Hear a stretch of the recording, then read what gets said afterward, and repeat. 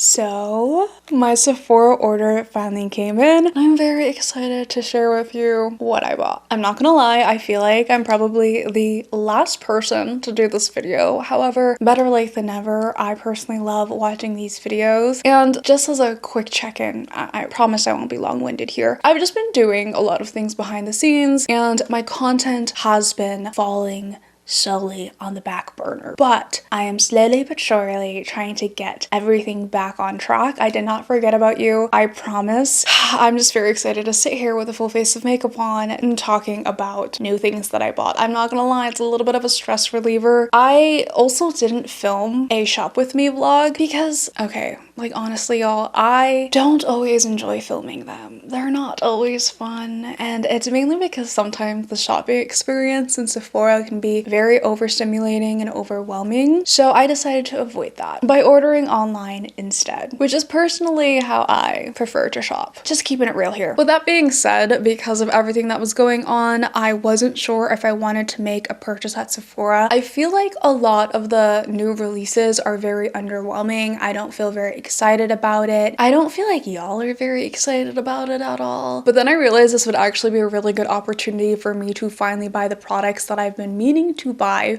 for content and just haven't gotten around to it. Brands that I've been wanting to try to get to know, products that I've seen a lot of people recommend that I want to figure out my thoughts and opinions on. So like last year, I am going to do a check-in with you towards the middle of this year about all of these purchases, and then I will do a 1-year check-in. If you missed my 1-year Sephora reviews, I have an entire playlist you can watch. But before you do, let me show you everything I bought for this year's Sephora sale. First up is Danessa Myricks, because this is a brand that I feel like she's been rising in popularity for quite a while, but I am personally finally getting myself acquainted with her products. I bought her Lightworks eyeshadow palette during the fall rouge sale, and since then I've gotten questions on some of her other products and also heard great things about some of her other products. So I bought her Yummy Skin Water Powder Serum. This is supposed to mattify and prime your skin. Also keep in mind y'all, these are first impressions, so they are not my final reviews or recommendations. They are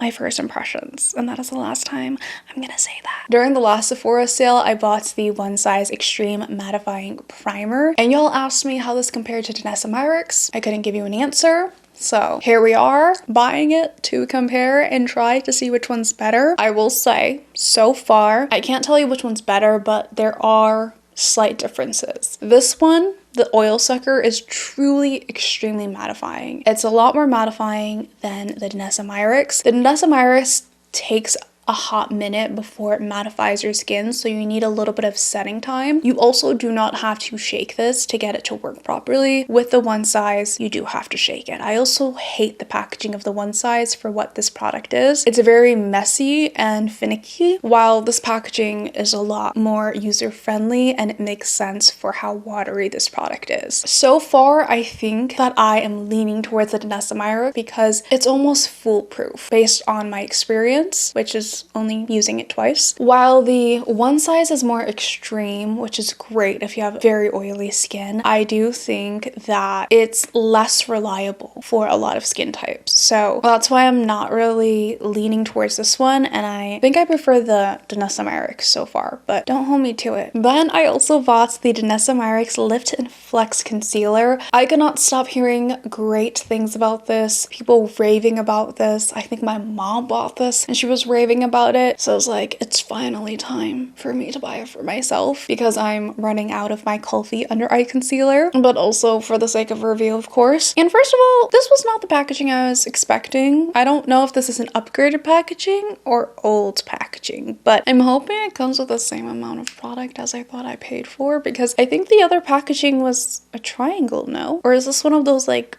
Mandela effect situations? Either way, don't really care. I like that it's small and slim. So far, I use this under my eyes today and it's looking real good. It's like a really good combination between creamy, semi-matte natural, but also hydrating enough so that it doesn't look crepey under the eyes, and it gives just the right amount of pigment. So far I'm really liking it. I have the shade 8, which seems to be working well under the eyes. It's slightly brightening, which is nice. I don't know, y'all. I have really high hopes for this one. Now, this wasn't a purchase for the sale. I cannot remember if I mentioned this in my 1-year Sephora review video. I potentially could have, but just in case I didn't, we're gonna stay on Danessa Myricks here. I did purchase this, I think either in November or December of last year, the Danessa Myricks Colorfix nudes. These are her eye paints. Incredible. I use the shade Nude 4 as an eye primer. I have it on my eyes today under the About Face eye paint, and it works beautiful as a primer. It also makes the colors I apply on top pop, blends beautifully. It gives me enough blend time. It doesn't dry as fast as the About Face eye paints. Nude 7 is a bit warmer than I prefer, so I don't use this one as often, but I have been using this one as my go-to primer. I do think that these are high quality, worth the hype, and I want to buy more colors because they're so versatile and you can do a lot with them. I'm thinking of buying the primary colors because then I can mix it with my foundation, I can mix it with other eyeshadows, liquid blush, and make my own colors. So these I can put my foot down and recommend for sure. And then your girl bought a lot of blush. I knew what I was doing. I didn't do this mindlessly, okay? I purposely bought all these blushes because the only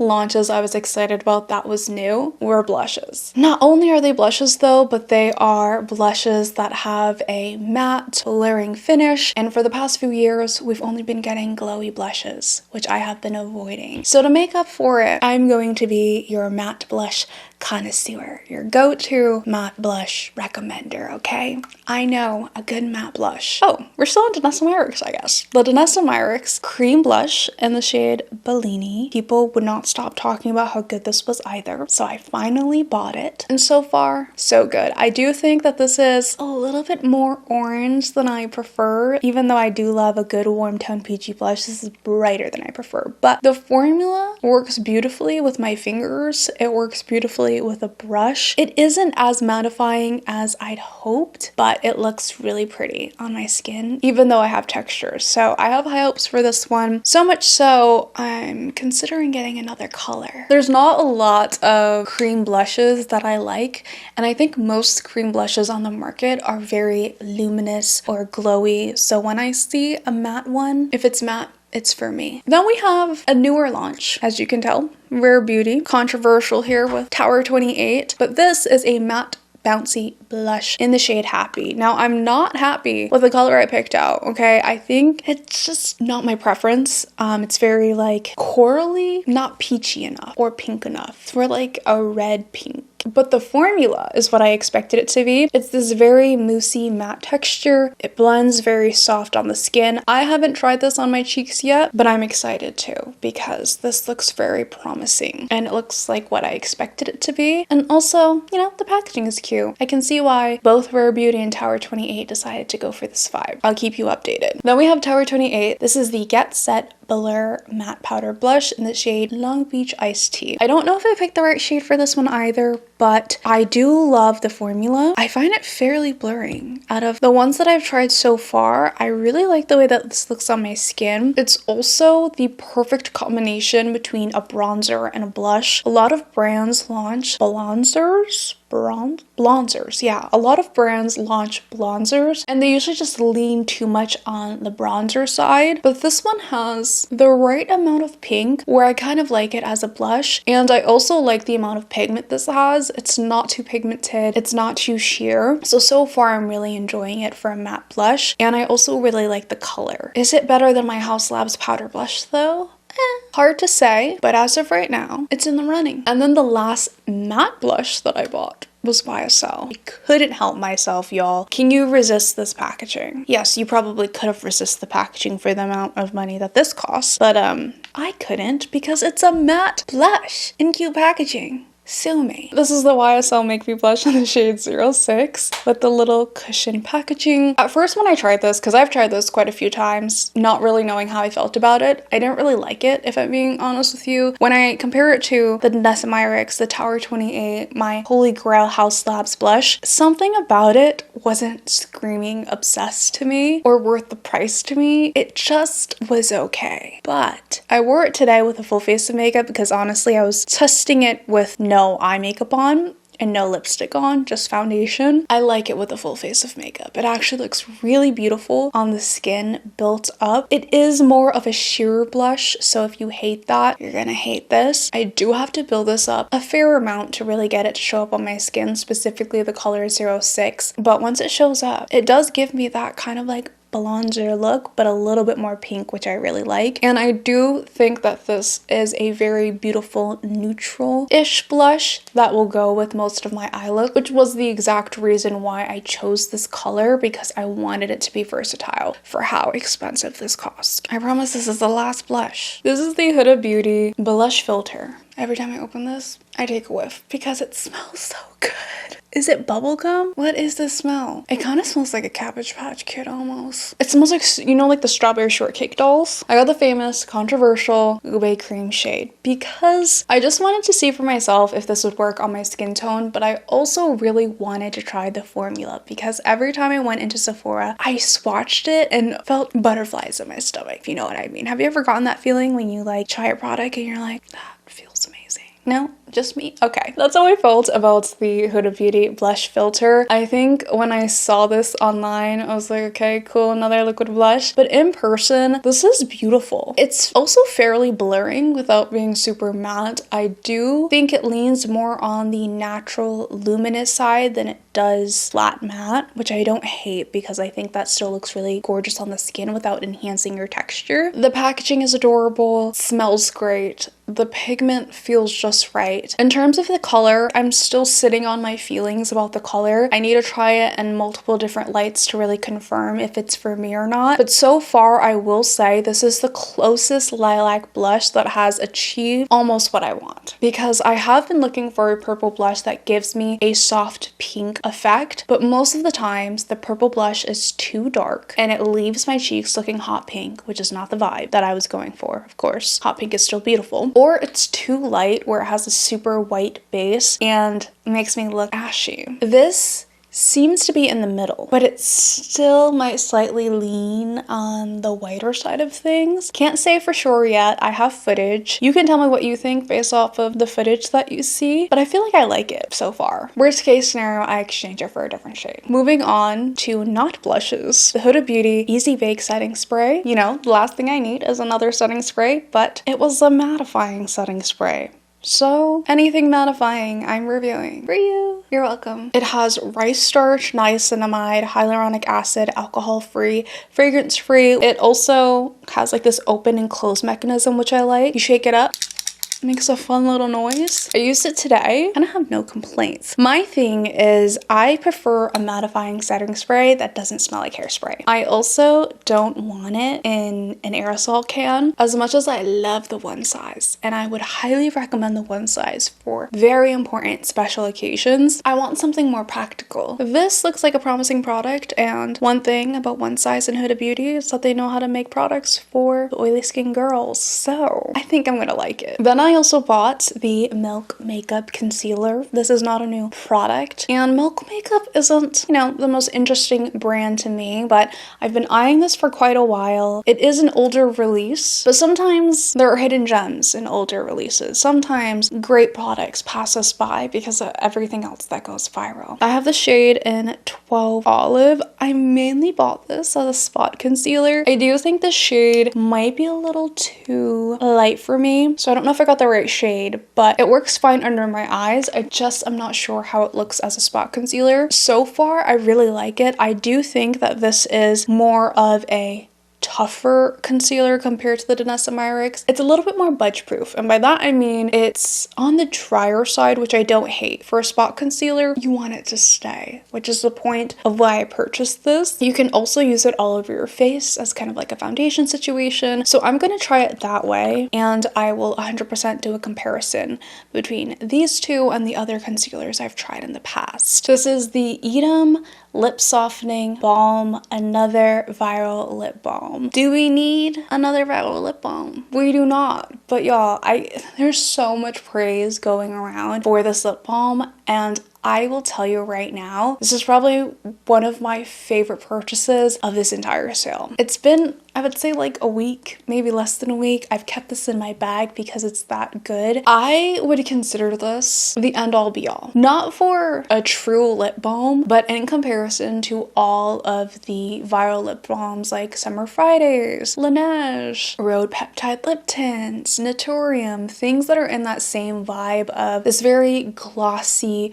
moisturizing, hydrating lip balm. I want more colors. I have the shade in Boba Bounce. First of all, it has my favorite applicator, which is that metal tip. So comfortable, so cooling on the lips. Smells really good. You can get your lips to be super glossy and pigmented if you wanted, just depending on how much you layer, or you can get a really sheer finish to this if you prefer. It looks great with a lip liner. It looks great alone. The shades are very friendly on medium brown skin tones. Packaging is gorgeous. I have no complaints, and it truly is hydrating and moisturizing. It's comfortable on the lips. It's just sticky enough to give you that glossy finish without smearing all over your lip lines, and it's just super cushiony. So I wouldn't pick this as the most hydrating or healing. Like, it's not a healing lip balm, but it definitely softens your lips. For a healing lip balm, I would go with something a little bit more medicated, something a little bit more traditional like Aquaphor. But for something that has pigment, gloss, shine, softening properties, this is the winner. Now, make sure you subscribe so that 1 year from now, you can see if my opinion has stayed the same. I bet you it will. My last purchase from the Sephora sale was the Kulfi Satin lipstick in the shade Misra. Should have probably checked how to pronounce that before I entered this video. Apologies in advance if I pronounced it incorrectly. But this lipstick, again, have been eyeing it for a while. Kulfi is a brand I have been keeping my eye out for.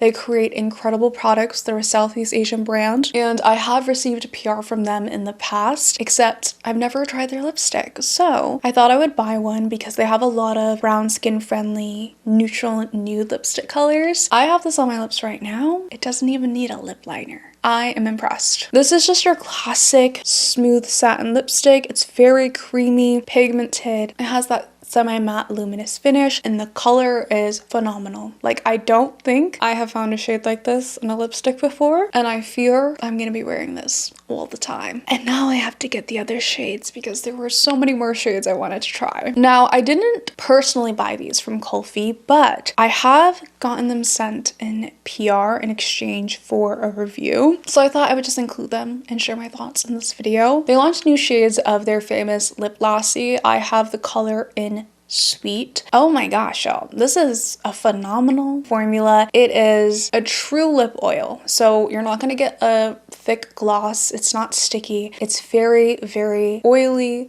slippy on the lips. It will stain your lips. The only complaint, and the main complaint I have here, is that the gloss doesn't last long on your lips, which I guess isn't really the point. It has more of a neutral gloss, which doesn't really show up on my skin, and that was kind of disappointing. When it sits on the skin, it will start to tint your lips more of this plummy mauve purple color, which is beautiful. But I do find that the color on my lips, and I don't know if it's just because my lips are pigmented, can be semi-inconsistent. So sometimes it shows up that beautiful mauve lip tint, then other times it's really not as noticeable. I think that you just have to make sure to apply on enough layers to get it to actually change color and show up on your lips. Depending on your skin color, of course, you might not have an issue. But aside from the color, I think the formula is so freaking good. If you want a lip tint that is brown girl friendly, medium skin friendly, you like the idea of K-beauty lip tints, but you want something that's gonna look good on your skin tone, Kulfi Lassi lips. They also sent me their new mascara. This is the Badi Lash mascara, made in Italy. The brush reminds me a lot of L'Oreal Telescopic, but a little bit thicker, and it also has spikes on the end. This is a, what's the word? This is a tubing mascara. Wow, my brain's not working today. This is a tubing mascara, so you can wash this off with water. I will say it's supposed to hold up your lashes, so if you have really straight lashes, it should keep them curled. I didn't find that it worked how I would love on my lashes. I've tried better mascaras in the past, and it could be because it is a tubing formula. I mainly only use waterproof because waterproof is the only thing that really holds my curl truly the way that I like it. And I've tried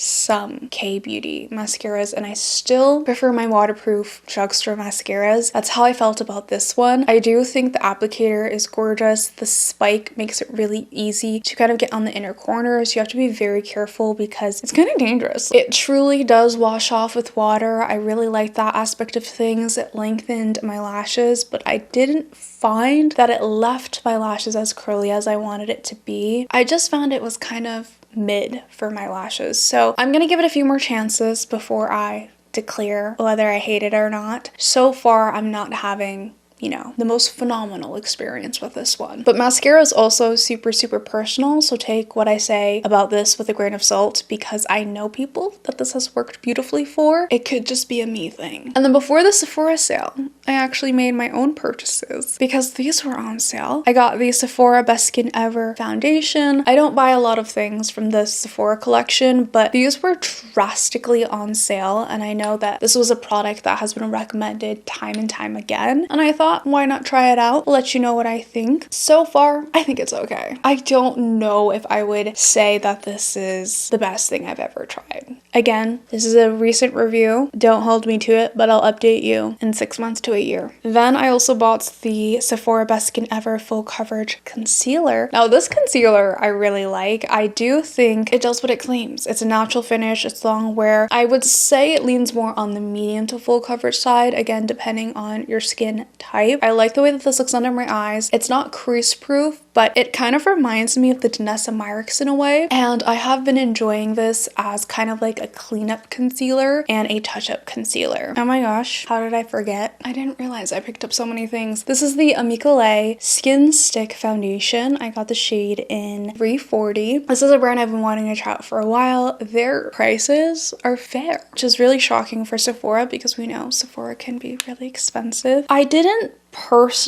wasn't personally interested in a lot of the other products that they had except the foundation sticks, so that's what I went for. I'm a big fan of foundation sticks. This also has more of that natural finish, so I had high hopes for it. So far, I don't think this has a lot of coverage. It has more of a light coverage on my skin, and there is a chance that this shade is too light for me, so I can't really give it a fair review because sometimes when a shade is too light for me, it makes me think I don't like it, but then I get a different shade and I like the formula a lot better because it makes my skin look better. I'm gonna exchange it for a different color before giving you my review on this. So far, I really like the idea of the texture that is that soft matte natural finish, and shockingly, even though it's matte, it's very, very creamy and super easy to blend. So if you're into that and you don't mind a lighter coverage or a medium coverage and you can find your shade in this, it might be worth it. The price is also great, especially if you got a discount on it, or you can wait for the next Sephora sale or get it directly on their website. Alright, so that was everything that I got at the Sephora sale and my first impressions and thoughts on all of these products. Stay tuned until next year to get my full thoughts,